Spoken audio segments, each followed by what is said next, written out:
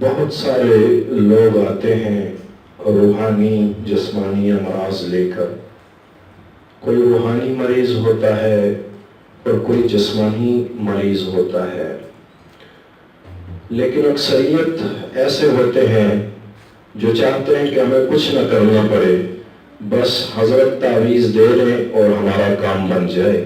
لیکن اپنی طبیعت کچھ اس طرح کی پائی ہے کہ ہم چاہتے ہیں کہ سنت اعمال سے، مسنون دعاؤں سے جو کچھ ہمیں ملا وہ ہمارے دوستوں ساتھیوں کو بھی مل جائے، وہ بھی اس طریقے پہ آ جائیں کہ وہ مسنون طریقہ کار کے ساتھ مسنون اعمال پہ گزر بسر کریں. اکثر لوگ جب ان کو ہم بتاتے ہیں، اور نبی کریم صلی اللہ علیہ وسلم کا طریقہ کار بھی یہی تھا کہ ایک صحابی آئے، عرض کیا یا رسول اللہ تندرستی آ گئی. میرے حبیب نے فرمایا فرشتوں کی تسبیح پڑھو، سبحان اللہ و بحمدہ، سبحان اللہ العظیم و بحمدہ. اسی طرح بعض کو ایک عمل بتایا، بعض کو کوئی دوسرا عمل بتایا.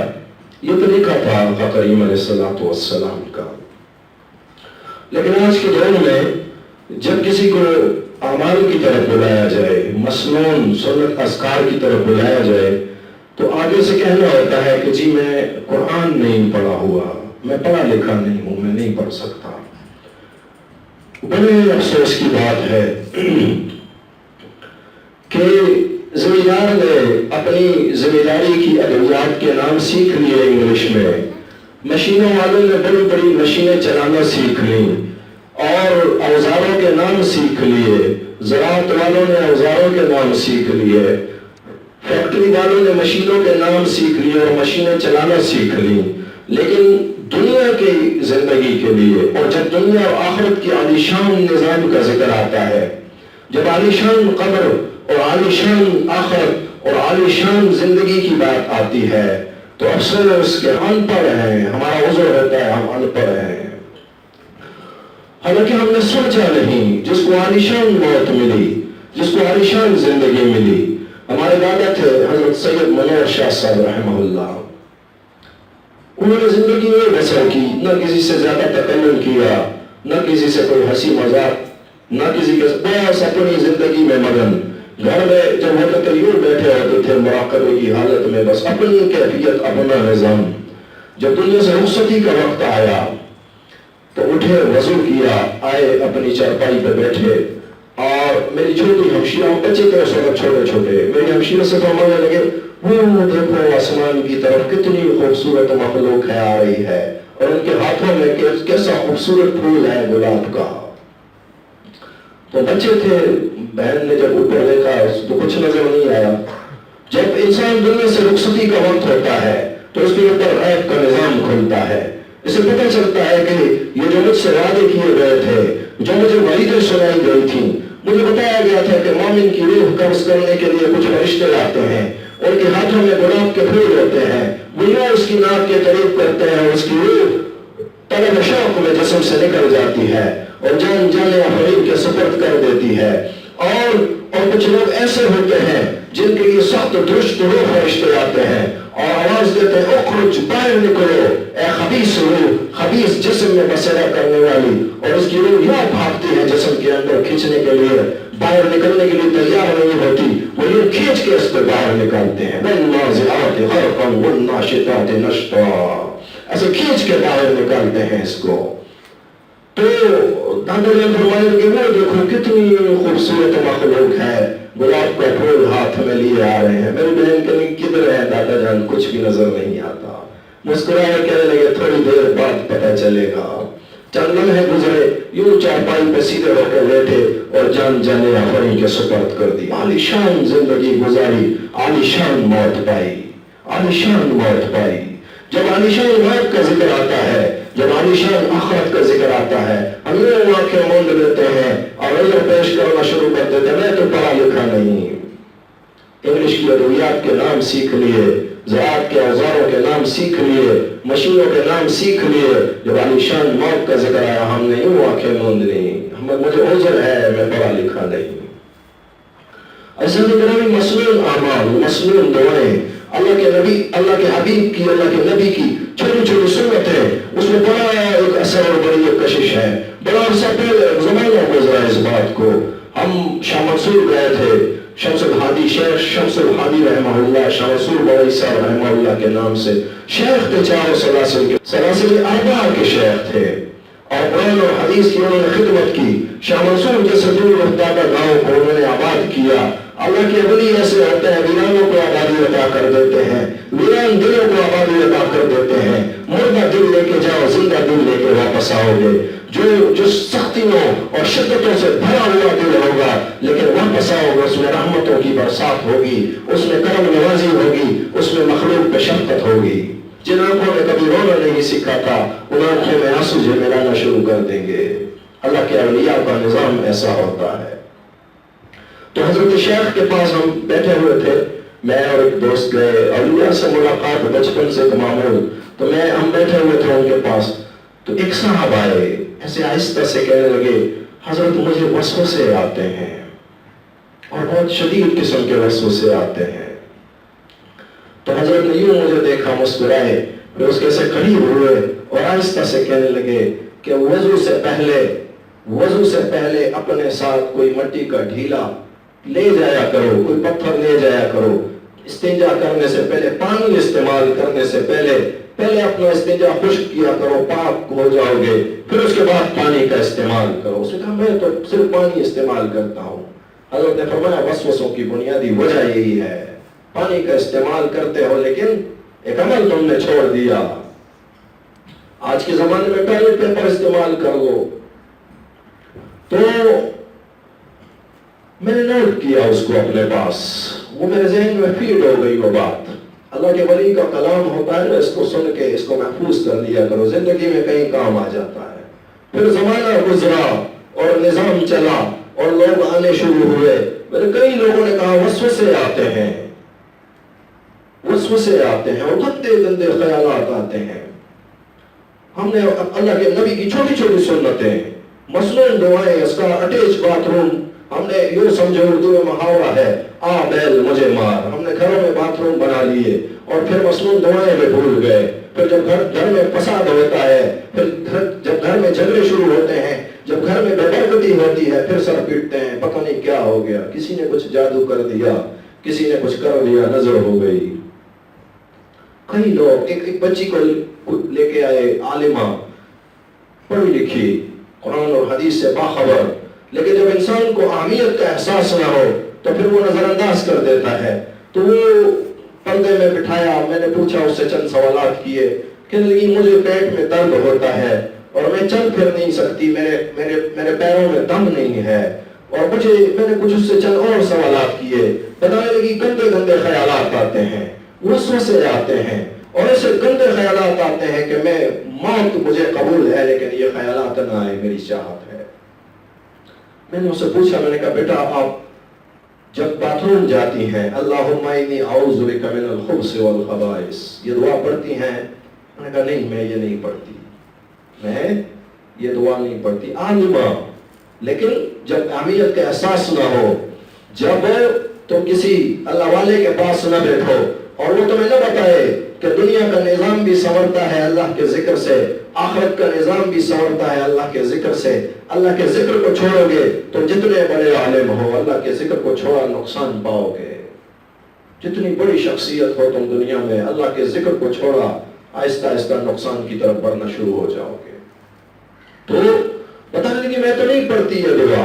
میں نے کہا اچھا بیٹا ایک کام کرنا, آج کے بعد تم جب بھی باتھ روم جاؤ تم نے ایک تو سر ڈھانپ کے جانا ہے.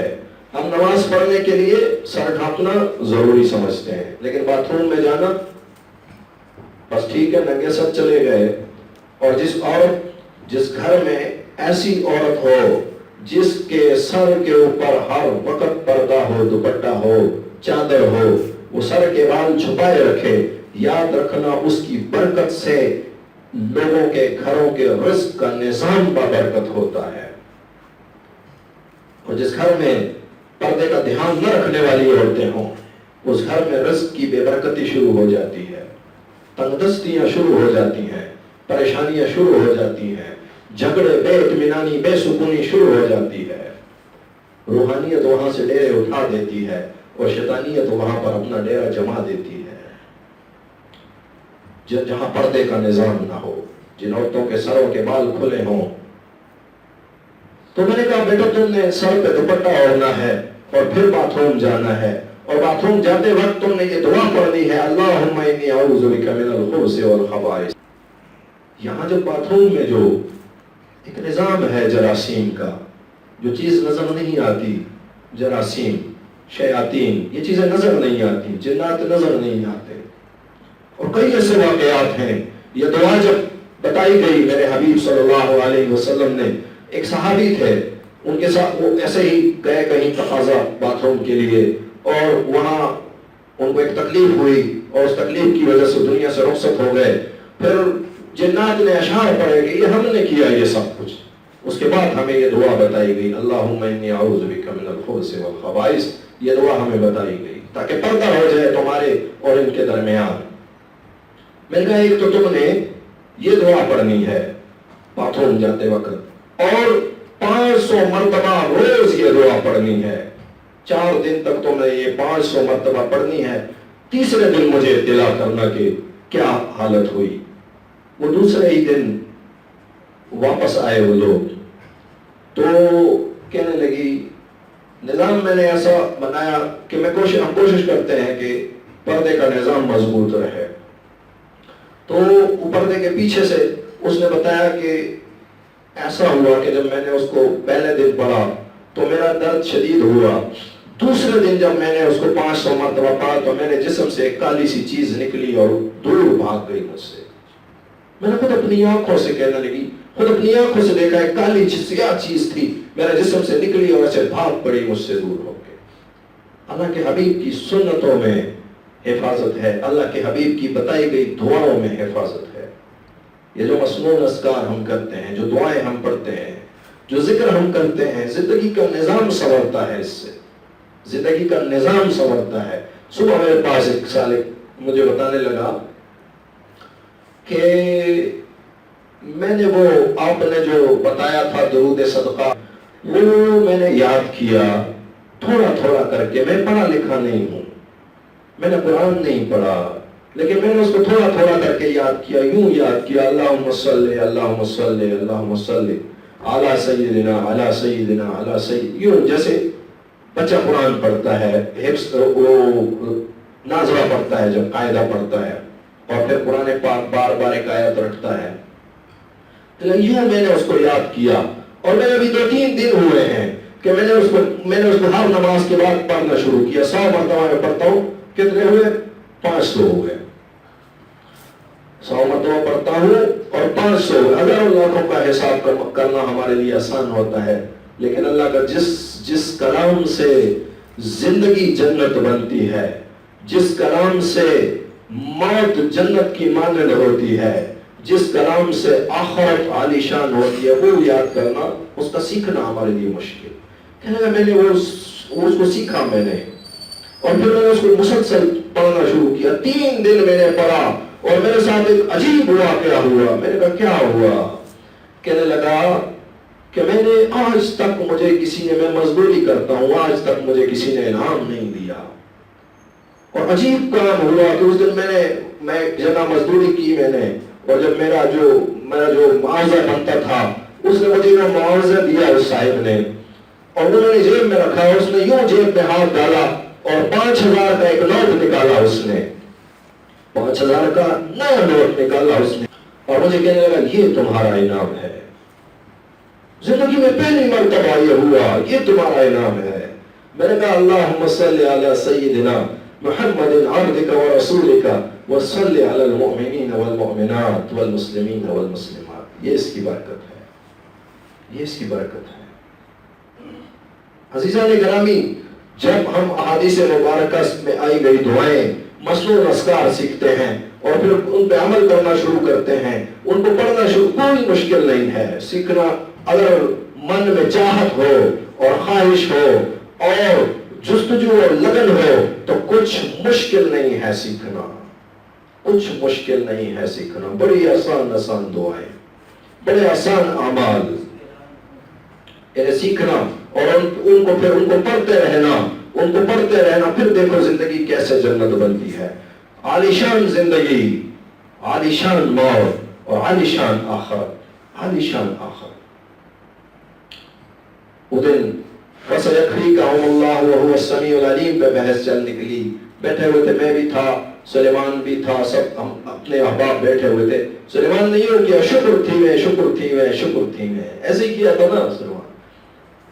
یعنی اللہ کا شکر، اللہ کا شکر، اللہ کا شکر، یہ دل سے نکلنے والا شکر ہوتا ہے۔ شکر تو دل کی گہرائیوں سے نکلتا ہے، یوں چہرے پہ بشاشت ہوتی ہے اور انسان دل کی گہرائی سے شکر کرتا ہے، اللہ تیرا شکر، اللہ کا شکر ہے، میں بہت بہت چین میں ہوں، بہت سکون میں ہوں۔ وَسَيَكْفِيكَهُمُ اللَّهُ وَهُوَ السَّمِيعُ الْعَلِيمُ۔ سلمان نے کہا شکر تھی میں، اللہ کا شکر، اللہ کا شکر، اللہ کا شکر، میری زندگی سنور گئی، میں یہ پڑھتا ہوں۔ اور کہنے لگا میں بھی پڑھا لکھا نہیں ہوں، میں نے بھی اس کو یاد کیا، میں نے بھی اس کو یاد کیا۔ ایسے ایک ایک لفظ یاد کرنا، ایک ایک روزانہ ایک لفظ یاد کیا، دوسرا یاد کیا، ایک دن آئے گا پوری دعا یاد ہوگی، پھر بیٹھ کے پڑھو گے، پھر دیکھو گے۔ اور میرے کے ساتھ یوں ہوتا ہے کہ یاد کرتے کرتے نظام سنور جاتا ہے۔ ہری پور سے ایک بچے نے اس نے کچھ کہا، میں نے کہا بیٹا یہ جو سورہ یونس کی یہ آیتیں ہیں یہ پڑھنا شروع کر دو۔ وہ کہنے لگا میں نے ان کو یاد کرنا شروع کیا، میں ابھی پڑھنے کے لیے نہیں بیٹھا، میں اپنا کام کر رہا تھا، اپنے نظام میں، اپنے روزگار میں تھا، گاڑی چلا رہا ہوں اور اس کو یاد کر رہا ہوں۔ یاد کرتے کرتے، اس کو یاد کرتے کرتے میرا نظام چل پڑا۔ میں نے اتنی دیہاڑی، اتنی مزدوری، 3-4 سال میں نے کمائی جو اس ایک دن میں نے کمائی۔ یہ اللہ کا کلام ہے۔ جو دنیا کے امیروں وڈیروں کے دروازوں پہ جا کے بیٹھے گا اور ان سے مانگے گا، وہ بھی اسے خالی ہاتھ نہیں لوٹائیں گے۔ تو کیا سمجھتے ہو کہ احکم الحاکمین خالی لوٹا دے گا؟ ایسا کبھی نہیں ہوگا، وہ کبھی خالی ہاتھ نہیں لوٹاتا۔ کبھی اسی وقت عطا کر دیتا ہے، اور کبھی ایسا ہوتا ہے کہ تیری نسلوں کے لیے نظام سنوار دیتا ہے، نسلوں کا نظام سنور جاتا ہے۔ لیکن نرم دلی سے، محبت سے، شفقت سے اور مخلوق کے ساتھ محبت کا معاملہ، خصوصاً اپنی شریک حیات کے ساتھ محبت کا معاملہ۔ یہ جو ماں باپ ہوتے ہیں نا، یہ بڑے کمزور لوگ، بیٹیوں والے بڑے کمزور ہوتے ہیں، بڑے کمزور ہوتے ہیں بیٹیوں والے۔ یوں ان کا دل ٹوٹتا ہے اور ان کی آنکھوں میں آنسو آتے ہیں، اور وہ بارگاہ اقدس میں وہ نہ کچھ بول سکتے ہیں، نہ گلا نہ شکوا، نہ دعا نہ بدعا، خاموشی سے وہ یوں نظر اٹھاتے ہیں، مولا تو دیکھ رہا ہے، اور پھر لوگوں کی زندگی برباد ہوتی ہے۔ میں نے کئیوں کو دیکھا، بیویوں کے ساتھ شدت کا معاملہ، اور پھر اللہ نے یوں ان کی زندگی کا نظام جھکڑا اور ان کو ایسی سختیوں اور شدائد میں مبتلا کیا کہ وہ روتے روتے ان کی زندگی گزر گئی، وہ سنور نہ سکے۔ بیٹیوں والے بڑے کمزور ہوتے ہیں۔ صبح سے ایک معاملہ مجھے بار بار، بچپن میں بہت عرصہ گزرا اس کو، چھوٹے چھوٹے بچے تھے ہم، ایک شادی تھی محلے میں، ایک بزرگ تھے، ان کی بیٹی کی شادی تھی، اور بزرگ بڑے روب والے، بڑے دبدبے والے، بڑے جلال والے، لوگ بڑے گھبراتے تھے ان سے۔ تو شادی تھی، اور یہاں ہمارے علاقوں میں ایک رواج ہے، ایک دستور ہے کہ وہ ڈیرے پہ لے آتے ہیں گانے باجے، اور ایک دستور دوسرا ہے کہ جب محلے میں کوئی فوتگی ہوئی ہو تو پھر خاموشی سے چپ کر کے شادی، لوگوں کے ڈر سے، لوگ کہیں گے انہوں نے شادی میں ہماری فوتگی تھی اور شادی میں انہوں نے یوں باجے بجائے، یوں کیا، اللہ کا خوف رخصت ہو گیا۔ ہم دنیا کے ڈر سے کرتے ہیں جو کچھ کرتے ہیں، دنیا سے بڑے بڑے لوگ دیکھے، مخلوق سے ڈرنے والے، حق بات کہنے سے جھجکنے والے، یہ مقتدی ناراض ہو جائیں گے، یہ مرید ناراض ہو جائیں گے، یہ عوام منہ موڑ لے گی، اور جس نے اللہ کو پا لیا اس کو حاجت کیا ہے کسی کی؟ وہ تو لا احتاج ہو جاتا ہے۔ تصور اس میں ذات کرنے والے، مراقبہ کرنے والے، اللہ اللہ کرنے والے، اللہ احتاج ہوتے ہیں، انہیں کسی کی ضرورت ہی نہیں ہوتی۔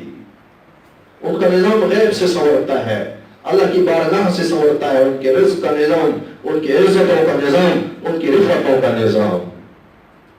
تو وہ بزرگ بڑے جلال والے تھے، روب دبدبے والے تھے، وہ جن کی شادی تھی لڑکے والوں کی، انہوں نے وہاں وہ ڈھول باجے لے آئے.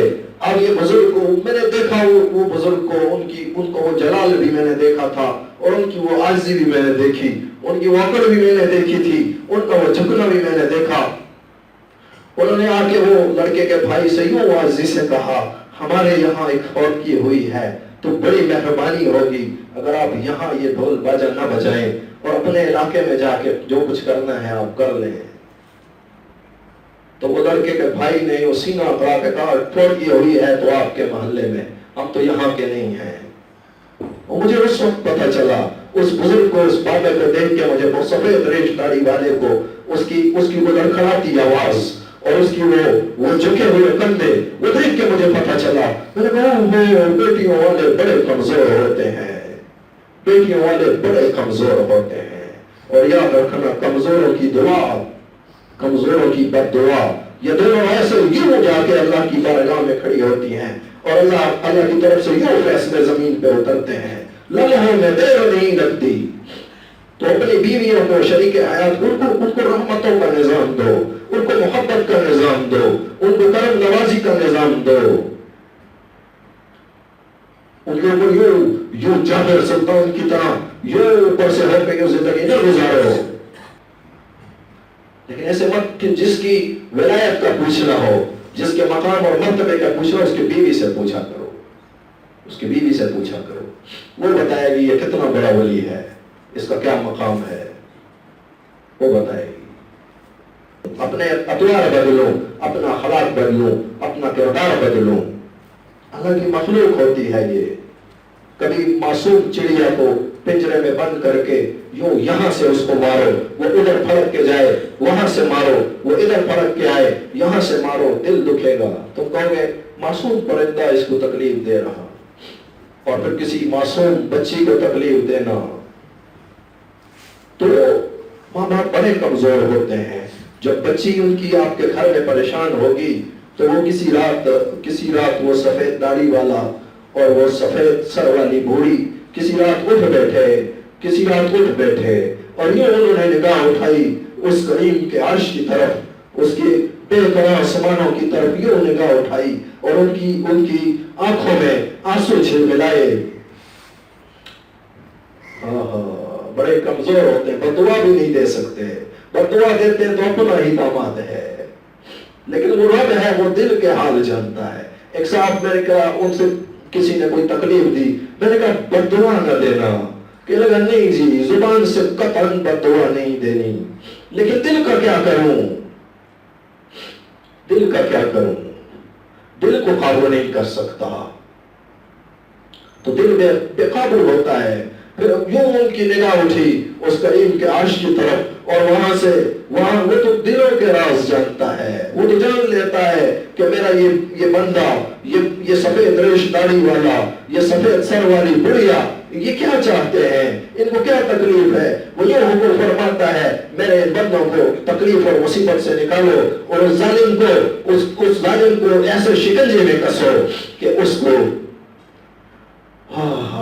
کی زندگی برباد ہو جاتی ہے. ایسے شخص کی زندگی برباد. میں نے کئی لوگوں کو دیکھا بیویوں کی بددعائیں کھائے ہوئے، اپنے ساس سسر کی بددعائیں لیے ہوئے. ایسے کئی لوگ دیکھے جنہوں نے باز نہ سمجھی میں بیوی کو ایسی تکلیفات دیں، اور پھر یا تو بیوی کے دل سے کچھ نکل گیا یا ساس سسر کے دل سے کچھ نکل گیا. وہ جلملاتے آنسو دیکھنے والا، وہ راتوں کی تنہائیوں میں گڑگڑاہٹیں سننے والا، وہ چمنٹی کے قدموں کے نشانوں کو دیکھنے والا، اور چمنٹی کے دل میں وسوسے گزرنے والے جو ہوتے ہیں ان کو سننے والا، وہ کیسے اپنے بندے کے دل میں اس دل سے اٹھی بھوک نہ سنے، وہ آہ نہ سنے، کیسے ہو سکتا ہے. تو بیویوں کے ساتھ نرمی کا، جتنی نرمی کرو گے اتنی نرمی پاؤ گے، جتنی شدت کرو گے اتنی شدت پاؤ گے. اگر زندگی میں لوگوں کے ساتھ نرمی کرتے رہے تمہارے ساتھ نرمی کا معاملہ ہوگا، اور اگر لوگوں کے ساتھ سختی کرتے رہے تمہارے ساتھ بھی سختی کا معاملہ ہوگا. میرے حبیب نے، آقا کریم علیہ السلام نے فرمایا، ایک شخص اگر برحق ہے، کسی نے مقابلہ کیا اس سے اسے تکلیف دی اور اس نے جا کے معافی مانگ لی، تو اگر اس کی عزت کم ہو گئی تو مجھ سے آ کے لے لے، وہ عزت میں دے دوں گا، حشر والے دے وہ میں دے دوں گا۔ تو عزیزان گرامی، مسنون اعمال، مسنون اذکار، احادیث مبارکہ میں آئی گئی دعائیں، قرآن کریم سے ماخوذ شدہ دعائیں، ان کو یاد کرنا، پھر ان کو پڑھتے رہنا عالی شان زندگی کا باعث ہے، عالی شان موت کا باعث ہے، اور عالی شان آخرت کا باعث ہے۔ اور یہ جو کچھ میں آپ کے سامنے بیان کر رہا ہوں، یہ میری ذاتی زندگی کے تجربے اور مشاہدے ہیں۔ کہیں پڑھی لکھی، وہ پڑھی لکھی بھی ہوں گی، ان کے اندر کتابوں سے پڑھ کے بھی آپ کے سامنے ظاہر ہے کہ علم انسان کو وسائل اور ذرائع سے ملتا ہے، لیکن بہت ساری باتیں ایسی ہیں جو میری اپنی زندگی میں گزری، میری اپنی زندگی کا مشاہدہ ہے، میری اپنی زندگی کے تجربات ہیں۔ میں نے لوگوں کو دیکھا، ان کو پرکھا اور ان کو پڑھا، ان کو اسٹڈی کیا، اور پھر میرے سامنے ایک نتیجہ، ایک رزلٹ آیا، اور اس رزلٹ کی بنیاد پر میں نے فیصلہ کیا کہ اللہ کے ذکر میں ہی عالی شان زندگی ہے، اللہ کے ذکر میں ہی عالی شان موت ہے، اور اللہ کے ذکر میں ہی عالی شان آخرت ہے۔ دنیا کا 50 سال 60 سال کا نظام سنوارنے کے لیے، عالی شان زندگی گزارنے کے لیے صبح سے لے کر رات تک ہم مشین پہ کھڑے ہوتے ہیں، صبح سویرے سے دکان میں اپنے کاؤنٹر کے سامنے رات تک ہم بھاگتے دوڑتے ہیں، لیکن جب چند لمحوں کے ذکر کی بات آتی ہے، جس ذکر کے سبب یہ دنیا بھی عالی شان ہوگی، موت بھی عالی شان ہوگی، اور آخرت بھی عالی شان ہوگی، اس ذکر کی طرف ہم آنے کو تیار نہیں۔ دوائیوں کے نام سیکھ لیے، مشینوں کے سیکھ لیے، لیکن ذکر کی طرف آنے کے لیے تیار نہیں۔ اور کئی ذکر کرنے والوں کے عجیب غریب واقعات میرے پاس آتے ہیں۔ صبح مجھے ایک طالب نے مجھے فون کیا، سویرے سویرے مجھے کہنے لگا، میں بیٹھا تھا مراقبے میں اور ابھی آغاز ہے اس کا، تو کہنے لگا میں مراقبے میں بیٹھا تھا، اور جب میں نے مراقبے سے آنکھیں کھولی تو میرے ساتھ تو عجیب نظام چل پڑا ہے، میں کیا کروں، میں پریشان ہوں۔ میں نے کہا کیا ہوا؟ کہنے لگا میری آنکھوں سے اور میرے جسم سے نور نکل رہا ہے، اور میرا یہ کمرہ، جس کمرے میں میں بیٹھا ہوں، یہ دودھیا روشنی سے، جیسے سفید دھواں ہوتا ہے، اس سے بھرا ہوا ہے، اور میں ڈر کے مارے باہر نہیں جا رہا۔ لوگ کہیں گے یہ اس کو کیا ہو گیا؟ میں نے کہا نور ہے جو تیرے دل کے اندر، اس میں اللہ ذات کا نور داخل ہوا، اور وہ نور اب تیرے جسم سے باہر خارج ہو رہا ہے، کیونکہ دل کی کیپیسٹی ابھی اتنی نہیں کہ وہ اس نور کو جذب کر سکے، تو وہ نور تیرے جسم سے باہر خارج ہو رہا ہے۔ کہہ رہا اب کیا کروں؟ میں باہر جاؤں گا تو لوگ کہیں گے یہ کیا تم سے، یہ کیا مسئلہ ہے؟ میں نے کہا بیٹھ کے سورہ کہف پڑھ لو، سورہ کہف پڑھ لو، یہ ابھی کنٹرول ہو جائے گا۔ ایسے کئی واقعات کہ لوگوں کی زندگی سنور گئی اذکار کی بنیاد پہ، لوگوں کا نظام سنور گیا۔ اللہ مجھے اور آپ کو عمل کی توفیق عطا فرمائے۔ وآخر دعوانا الحمدللہ رب العالمین۔